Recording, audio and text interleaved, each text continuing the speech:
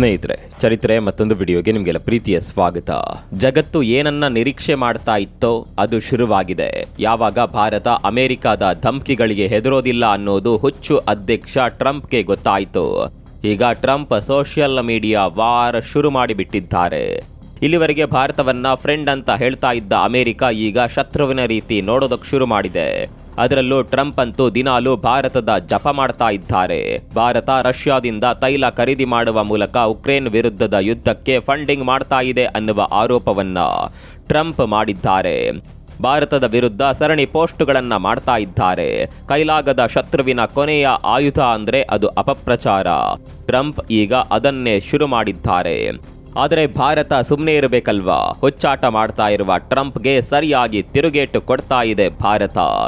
ಜಗತ್ತಿಗೆ ಬುದ್ಧಿವಾದ ಹೇಳ್ತಾ ಇರುವ ಅಮೆರಿಕದ ನಾಟಕವನ್ನ ಭಾರತ ಎಕ್ಸ್ಪೋಸ್ ಮಾಡಿದೆ.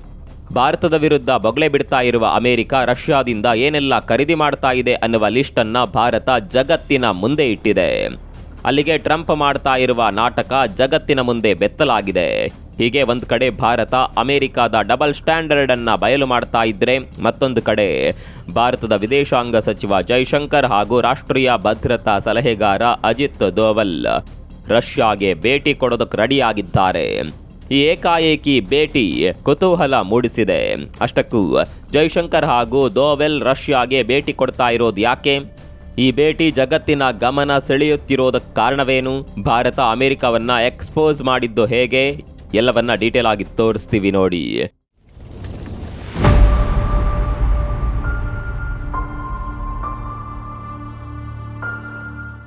ಟ್ರಂಪ್ ವರ್ಸಸ್ ಇಂಡಿಯಾ ಸದ್ಯ ಜಗತ್ತಿನಲ್ಲಿ ಟ್ರೆಂಡಿಂಗ್ನಲ್ಲಿರುವ ಟಾಪಿಕ್.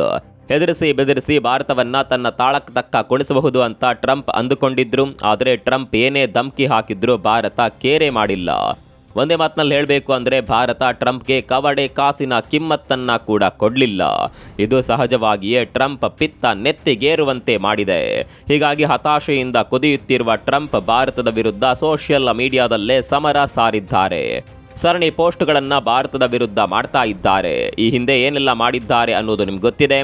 ಸದ್ಯ ಟ್ರಂಪ್ ಮಾಡಿರುವ ಪೋಸ್ಟ್ ಅನ್ನೊಮ್ಮೆ ಗಮನಿಸಿ.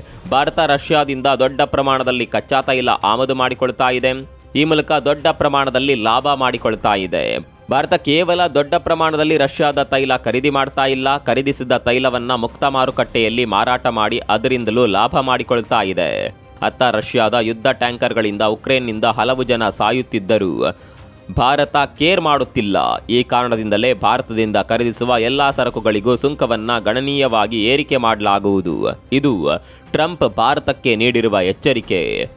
ಈಗಾಗಲೇ 25% ತೆರಿಗೆ ಹಾಕಿರುವ ಟ್ರಂಪ್ ಈಗ ಮತ್ತಷ್ಟು ತೆರಿಗೆ ಹಾಕುವ ಧಮ್ಕಿ ಹಾಕಿದ್ದಾರೆ. ಭಾರತ ಇಲ್ಲಿವರೆಗೆ ಟ್ರಂಪ್ ಹೇಳಿದ್ದಕ್ಕೆ ದೊಡ್ಡ ಮಟ್ಟದಲ್ಲಿ ಪ್ರತಿಕ್ರಿಯೆ ಕೊಡೋದಕ್ಕೆ ಹೋಗಿರಲಿಲ್ಲ. ಆದರೆ ಈಗ ಭಾರತದ ತಾಳ್ಮೆಯ ಕಟ್ಟೆ ಕೂಡ ಒಡೆದು ಹೋಗಿದೆ. ಭಾರತ ಕೂಡ ಟ್ರಂಪ್ಗೆ ತೀಕ್ಷ್ಣ ಪ್ರತಿಕ್ರಿಯೆ ನೀಡಿದೆ. ಕೇವಲ ಪ್ರತಿಕ್ರಿಯೆ ಮಾತ್ರವಲ್ಲ, ಅಮೆರಿಕವನ್ನ ಜಗತ್ತಿನ ಮುಂದೆ ಎಕ್ಸ್ಪೋಸ್ ಮಾಡಿದೆ. ಕೇವಲ ಅಮೆರಿಕವನ್ನ ಮಾತ್ರವಲ್ಲ, ಯುರೋಪಿಯನ್ ಯೂನಿಯನ್ ಅನ್ನ ಕೂಡ ಭಾರತ ಬೆತ್ತಲು ಮಾಡಿದೆ. ಭಾರತ ಕೊಟ್ಟಿರುವ ಆ ಬೆಂಕಿ ರಿಪ್ಲೈ ಹೇಗಿದೆ ಅನ್ನೋದನ್ನ ನೋಡೋದಾದರೆ, ಆರಂಭದಲ್ಲೇ ಹೇಳ್ತಾ ಇದ್ದೇವೆ, ಇದು ಭಾರತ ಸರ್ಕಾರ ಕೊಟ್ಟಿರುವ ಅಫಿಷಿಯಲ್ ಹೇಳಿಕೆ. ಅಮೆರಿಕ ಹಾಗೂ ಯುರೋಪಿಯನ್ ಯೂನಿಯನ್ಗಳು ರಷ್ಯಾದಿಂದ ತೈಲ ಖರೀದಿ ವಿಚಾರಕ್ಕಾಗಿ ಭಾರತವನ್ನ ಟಾರ್ಗೆಟ್ ಮಾಡ್ತಾ ಇದ್ದಾವೆ. ಆದರೆ ನಾವು ರಷ್ಯಾದಿಂದ ತೈಲ ಖರೀದಿ ಮಾಡೋದಕ್ಕೆ ಇದೇ ಯುರೋಪಿಯನ್ ಯೂನಿಯನ್ ಹಾಗೂ ಅಮೆರಿಕ ಕಾರಣ. ಉಕ್ರೇನ್ ಹಾಗೂ ರಷ್ಯಾದ ಸಂಘರ್ಷದಿಂದ ತೈಲ ಸಪ್ಲೈನಲ್ಲಿ ಬದಲಾವಣೆಗಳು ಆದವು. ಇದರಿಂದಾಗಿ ನಾವು ಅನಿವಾರ್ಯವಾಗಿ ರಷ್ಯಾದ ಕಡೆ ಮುಖ ಮಾಡಬೇಕಾಯಿತು. ನಮಗೆ ರಷ್ಯಾದಿಂದ ತೈಲ ಖರೀದಿ ಮಾಡೋದಕ್ಕೆ ಹೆಚ್ಚಿನ ಪ್ರೋತ್ಸಾಹ ಕೊಟ್ಟಿದ್ದೆ ಅಮೆರಿಕ. ಜಾಗತಿಕ ಮಾರುಕಟ್ಟೆಯಲ್ಲಿ ಸ್ಟೆಬಿಲಿಟಿ ಇರಬೇಕು ಅನ್ನುವ ಕಾರಣಕ್ಕಾಗಿ ಅಮೆರಿಕ ಅವತ್ತು ಸಪೋರ್ಟ್ ಮಾಡಿತ್ತು. ಇದು ಭಾರತ ಹೇಳಿರುವ ಮೊದಲ ಪಾಯಿಂಟ್. ಇನ್ನು ಎರಡನೇದಾಗಿ, ನಮ್ಮ ವಿರುದ್ಧ ಆರೋಪ ಮಾಡುವ ಅಮೆರಿಕ ಹಾಗೂ ಯುರೋಪಿಯನ್ ಯೂನಿಯನ್ಗಳು ಸ್ವತಃ ರಷ್ಯಾದ ಜೊತೆ ವ್ಯಾಪಾರ ಮಾಡ್ತಾ ಇದ್ವು. ಅದು ಕೂಡ ಉಕ್ರೇನ್ ವಿರುದ್ಧ ಯುದ್ಧ ಆರಂಭವಾದ ನಂತರ. 2024ರಲ್ಲಿ ಯುರೋಪಿಯನ್ ಯೂನಿಯನ್ 67 ಬಿಲಿಯನ್ ಯೂರೋ ಮೌಲ್ಯದ ವ್ಯಾಪಾರವನ್ನು ರಷ್ಯಾದ ಜೊತೆ ಮಾಡಿತ್ತು. 2023ರಲ್ಲಿ 17 ಬಿಲಿಯನ್ ಯೂರೋ ಮೌಲ್ಯದ ವ್ಯಾಪಾರವನ್ನ ಮಾಡಿತ್ತು. ಯುರೋಪಿಯನ್ ಯೂನಿಯನ್ ರಷ್ಯಾದಿಂದ ಕೇವಲ ಕಚ್ಚಾ ತೈಲವನ್ನ ಖರೀದಿ ಮಾಡ್ತಾ ಇಲ್ಲ, ಅಡುಗೆ ಅನಿಲವನ್ನ ಖರೀದಿ ಮಾಡ್ತಾ ಇದೆ, ಫರ್ಟಿಲೈಸರ್ಗಳನ್ನು ಖರೀದಿ ಮಾಡ್ತಾ ಇದೆ, ಕೆಮಿಕಲ್ ಮೈನಿಂಗ್ ಪ್ರಾಡಕ್ಟ್ ಸ್ಟೀಲ್ಗಳನ್ನು ಈಗಲೂ ರಷ್ಯಾದಿಂದಲೇ ಖರೀದಿ ಮಾಡ್ತಾ ಇದೆ. ಇನ್ನು ಅಮೆರಿಕ ಕೂಡ ಯುರೇನಿಯಂ ಅನ್ನ ಈಗಲೂ ರಷ್ಯಾದಿಂದಲೇ ಖರೀದಿ ಮಾಡ್ತಾ ಇದೆ. ಇವಿ ಇಂಡಸ್ಟ್ರಿಗೆ ಬೇಕಾದ ಪೆಲಾಡಿಯಂ ಅನ್ನ ಕೂಡ ಅಮೆರಿಕ ರಷ್ಯಾದಿಂದಲೇ ಖರೀದಿ ಮಾಡ್ತಾ ಇದೆ. ಅಷ್ಟೇ ಯಾಕೆ, ಕೆಲವೊಂದು ಫರ್ಟಿಲೈಸರ್ ಹಾಗೂ ಕೆಮಿಕಲ್ಗಳನ್ನು ಕೂಡ ಅಮೆರಿಕ ಈಗಲೂ ರಷ್ಯಾದಿಂದಲೇ ಖರೀದಿ ಮಾಡ್ತಾ ಇದೆ. ಹಾಗಾದರೆ ಅಮೆರಿಕ ರಷ್ಯಾದಿಂದ ಏನು ಬೇಕಾದರೂ ಖರೀದಿ ಮಾಡಬಹುದು. ನಾವು ರಷ್ಯಾದಿಂದ ಖರೀದಿ ಮಾಡಿದರೆ ಮಾತ್ರ ಅದು ರಷ್ಯಾಗೆ ಫಂಡಿಂಗ್ ಮಾಡಿದ ರೀತಿ ಆಗುತ್ತೆ ಅಂತ ಭಾರತ ನೇರವಾಗಿಯೇ ಪ್ರಶ್ನೆ ಕೇಳಿದೆ.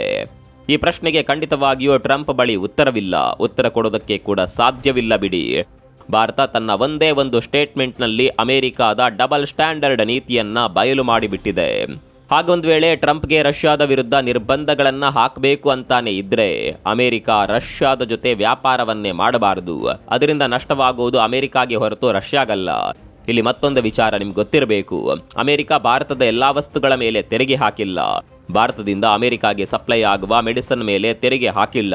ಭಾರತದಿಂದ ಅಮೆರಿಕಾಗೆ ಸಪ್ಲೈ ಆಗುವ ಸ್ಮಾರ್ಟ್ ಫೋನ್ಗಳ ಮೇಲೆ ಕೂಡ ತೆರಿಗೆ ಹಾಕಿಲ್ಲ. ಕಂಪ್ಯೂಟರ್ಗಳ ಮೇಲೆ ಕೂಡ ತೆರಿಗೆ ಹಾಕಿಲ್ಲ. ಕಾರಣ ಎಷ್ಟೇ, ಇದರ ಮೇಲೆ ತೆರಿಗೆ ಹಾಕಿದ್ರೆ ನಷ್ಟವಾಗುವುದು ಅಮೆರಿಕಾಗೆ. ಈ ವಿಚಾರದಲ್ಲಿ ಭಾರತವನ್ನ ಅಮೆರಿಕ ದೊಡ್ಡ ಮಟ್ಟದಲ್ಲಿ ಅವಲಂಬಿತವಾಗಿದೆ. ಹೀಗೆ ಇಷ್ಟೆಲ್ಲ ಒಳಗೊಳಗೆ ಮಾಡಿರುವ ಟ್ರಂಪ್ ಈ ಸತ್ಯವನ್ನ ಜಗತ್ತಿನ ಮುಂದೆ ಇಡೋದೇ ಇಲ್ಲ. ಸ್ನೇಹಿತರೆ, ಇವತ್ತು ಉಕ್ರೇನ್ನಲ್ಲಿ ಸಂಘರ್ಷ ನಡೀತಾ ಇರೋದಕ್ಕೆ, ಅಲ್ಲಿನ ಜನ ಪ್ರಾಣ ಕಳೆದುಕೊಳ್ತಾ ಇರೋದಕ್ಕೆ ಭಾರತವು ಕಾರಣ ಅಂತ ಅಮೆರಿಕ ಹೇಳ್ತಾ ಇದೆ. ಹೀಗೆ ಹೇಳ್ತಾ ಇರುವ ಅಮೆರಿಕ ಈ ಸಂಘರ್ಷ ಶುರುವಾಗಿದ್ದು ಹೇಗೆ ಅನ್ನೋದನ್ನ ಮರೆತು ಬಿಟ್ಟಿದೆ. ಉಕ್ರೇನ್ ಅಮೆರಿಕ ನೇತೃತ್ವದ ನ್ಯಾಟೋಗೆ ಸೇರಿಕೊಳ್ಳುವ ನಿರ್ಧಾರಕ್ಕೆ ಬಂದಾಗ ರಷ್ಯಾ ಉಕ್ರೇನ್ನ ಮೇಲೆ ದಾಳಿ ಮಾಡಿದ್ದು. ಅಂದರೆ ಈ ಯುದ್ಧಕ್ಕೆ ಪ್ರಚೋದನೆ ನೀಡಿದ್ದೇ ಅಮೆರಿಕ. ಅಲ್ಲಿಗೆ ಉಕ್ರೇನ್ ಹಾಗೂ ರಷ್ಯಾ ನಡುವಿನ ಸಂಘರ್ಷಕ್ಕೆ ಮೂಲ ಕಾರಣ ಯಾರು ಅನ್ನೋದನ್ನ ಬಿಡಿಸಿ ಹೇಳಬೇಕಾದ ಅಗತ್ಯ ಇಲ್ಲ.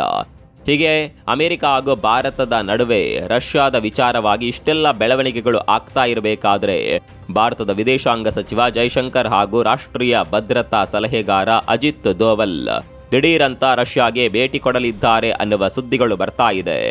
ಈ ಮೂಲಕ ಭಾರತ ಅಮೆರಿಕಾಗೆ ಖಡಕ್ ಸೂಚನೆ ರವಾನಿಸಿದೆ. ನೀವೇನೇ ಮಾಡಿದ್ರೂ ನಮ್ಮ ಸ್ನೇಹ ಹೀಗೆ ಇರುತ್ತೆ ಅನ್ನೋದನ್ನ ಭಾರತ ತೋರಿಸುತ್ತಿದೆ. ಇಡೀ ಜಗತ್ತೇ ಒಂದಾದರೂ ಭಾರತ ಹಾಗೂ ರಷ್ಯಾ ನಡುವಿನ ಸ್ನೇಹವನ್ನ ಮುರಿಯೋದಕ್ಕೆ ಸಾಧ್ಯವೇ ಇಲ್ಲ. ಇಡೀ ಜಗತ್ತೇ ಭಾರತದ ವಿರುದ್ಧ ನಿಂತರೂ ರಷ್ಯಾ ಮಾತ್ರ ಭಾರತದ ಪರವಾಗಿರುತ್ತೆ. ಅದಕ್ಕೆ ಇತಿಹಾಸವೇ ಸಾಕ್ಷಿ. ಹೀಗಿರುವಾಗ ಟ್ರಂಪ್ ಧಮ್ಕಿಗಳಿಗೆ ಹೆದರಿ ರಷ್ಯಾ ಜೊತೆಗಿನ ಸಂಬಂಧವನ್ನ ಹಾಳು ಮಾಡೋದಕ್ಕೆ ಭಾರತ ರೆಡಿ ಇಲ್ಲ. ಇದೇ ಕಾರಣಕ್ಕಾಗಿ ಇಷ್ಟೆಲ್ಲ ಬೆಳವಣಿಗೆ ಆಗ್ತಾ ಇದ್ರು ಭಾರತದ ವಿದೇಶಾಂಗ ಸಚಿವರು ರಷ್ಯಾಗೆ ಭೇಟಿ ಕೊಡ್ತಾ ಇದ್ದಾರೆ. ಈ ಭೇಟಿಯಲ್ಲಿ ಏನೆಲ್ಲ ಚರ್ಚೆ ಆಗುತ್ತೆ ಅನ್ನುವ ಬಗ್ಗೆ ಇಲ್ಲಿವರೆಗೆ ಮಾಹಿತಿ ಹೊರಬಿದ್ದಿಲ್ಲ. ಅಮೆರಿಕ ಮಾಡ್ತಾ ಇರುವ ಆರೋಪಗಳ ಬಗ್ಗೆ, ಅಮೆರಿಕದ ನಡೆಯ ಕುರಿತು ಖಂಡಿತವಾಗಿಯೂ ಚರ್ಚೆ ಆಗಿಯೇ ಆಗುತ್ತೆ. ಇದೆಲ್ಲ ಸರಿಯಪ್ಪ, ಈಗ ಅಮೆರಿಕ ಹಾಗೂ ಭಾರತದ ನಡುವಿನ ಸಂಬಂಧ ಸಂಪೂರ್ಣವಾಗಿ ಹಳಸಿಬಿಡ್ತಾ, ಅಮೆರಿಕ ಪಾಕಿಸ್ತಾನದ ರೀತಿ ಶತ್ರುವಾಗಿ ಬಿಡ್ತಾ ಅಂತ ನೀವು ಕೇಳಬಹುದು. ಈ ರೀತಿ ಆಗೋದಿಲ್ಲ. ಇದು ವ್ಯಾಪಾರದ ಚೌಕಾಸಿ ಅಷ್ಟೇ. ಧಮ್ಕಿ ಹಾಕಿ ಚೌಕಾಸಿ ಮಾಡಬಹುದು ಅನ್ನೋದು ಟ್ರಂಪ್ ಪ್ಲಾನ್. ಮತ್ತೊಂದು ಕಡೆ ರಷ್ಯಾದ ಮನವೊಲಿಸೋದಕ್ಕೆ ಟ್ರಂಪ್ರಿಂದ ಆಗ್ತಾ ಇಲ್ಲ. ಹೀಗಾಗಿ ಭಾರತದ ಮೇಲೆ ಒತ್ತಡ ಹಾಕಿ ರಷ್ಯಾವನ್ನ ಮಾತುಕತೆಗೆ ಕರೆಯುವ ಪ್ಲಾನ್ ಕೂಡ ಇದೆ. ಅದೇನೇ ಇರಲಿ, ಈ ರೀತಿ ಧಮ್ಕಿ ಹಾಕಿದ್ರೆ ಭಾರತವಂತೂ ಕೇರ್ ಮಾಡೋದಿಲ್ಲ. ಈ ಬಗ್ಗೆ ನಿಮ್ಗೆ ಏನನ್ಸುತ್ತೆ ಕಾಮೆಂಟ್ ಮಾಡಿ.